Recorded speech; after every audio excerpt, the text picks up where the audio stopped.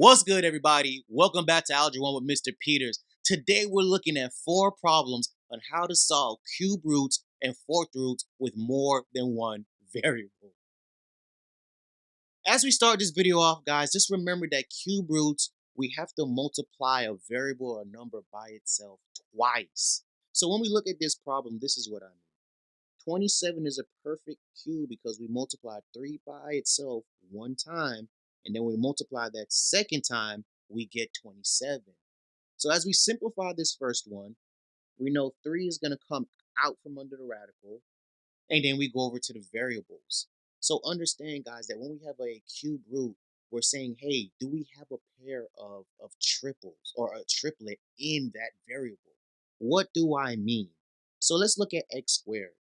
We can't take the cube root of x squared because there's only 2. There is no cube root. So it stays the same.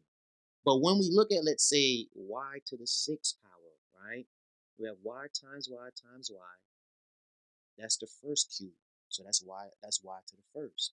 And then the second cube will be y times y times y.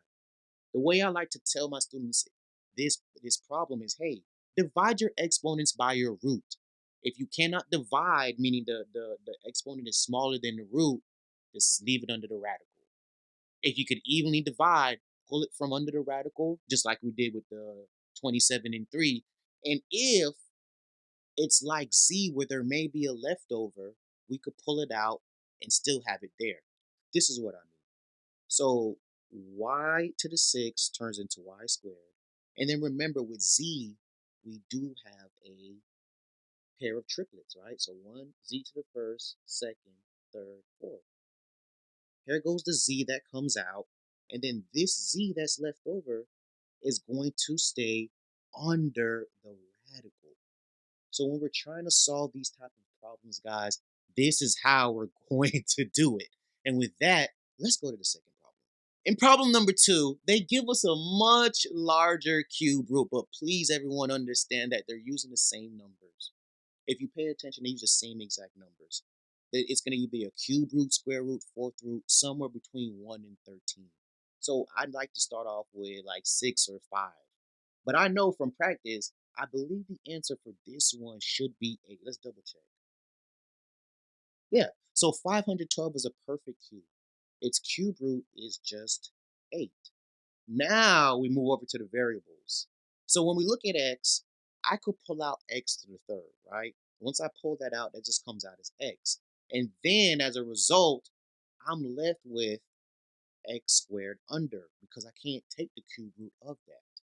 So now I go to y to the second power, and we just touched on that concept. It's smaller than the root, so we can't do anything with it. It stays the same, stays under the radical. However, with z, we notice that 9 could be divided evenly by 3. So once we simplify, we should have 8x z to the third power times the cube root of x squared y squared. Please do not forget to put your roots in your problem. Sometimes that happens. Your teacher may be very specific about it, or they may not, but please make sure you do that. So now we're moving over to the fourth roots, and everyone, please just understand, it's the same concept. We're just multiplying one extra time. What do I mean? 625 is a perfect fourth root of, right? And its fourth root is 5. Once we take this, which is the same thing as 5 to the fourth power, we're going to get 625. So once we simplify, I'm going to have 5 on the outside of the radical. Now we go over to the variables. X to the 20th power. We could divide that by 4 and get x to the 5th. So that's what comes out from under the radical. We go over to y to the 16th. Same thing. We could get 4 pairs of fourth roots out of that 16. So y to the 16 turns into y to the 4th. And like our previous problem with the cube roots, right? Let's think about it. We have z to the 4th power, right? Then we have z to the 8th power. Think about it. We have 10. When we can't divide that by 4 evenly, but we could get to 8, right? So z turns into z squared, right? Because we have z to the Let's write this out. Make sure we're on the same page. So this is z to the first power. Z to the second power as a cube root, right? Now we have 8. And then what is left over is z squared. And like I said before, let's not forget the root.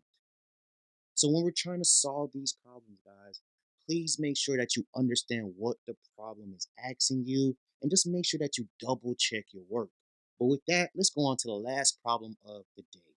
As we wrap this practice up, guys, we just want to say thank you for supporting the channel and watching us. Really hope you find this material helpful.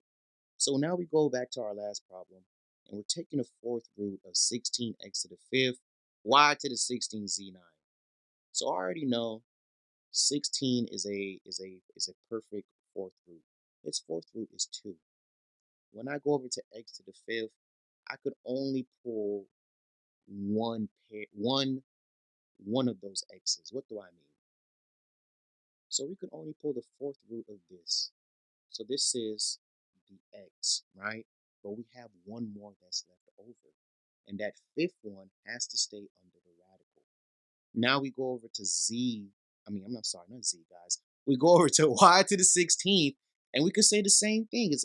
We could divide, we could get 4 groups of 4.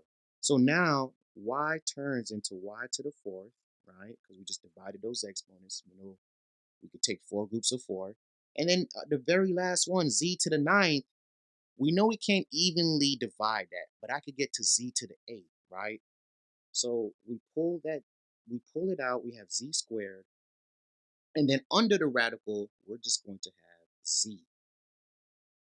So as we look at this problem, guys, this is how we would solve the fourth root or get the fourth root of this radical. And we just really hope that you find this video helpful and it cleared up some of those small questions that you guys have had about simplifying with larger radicals.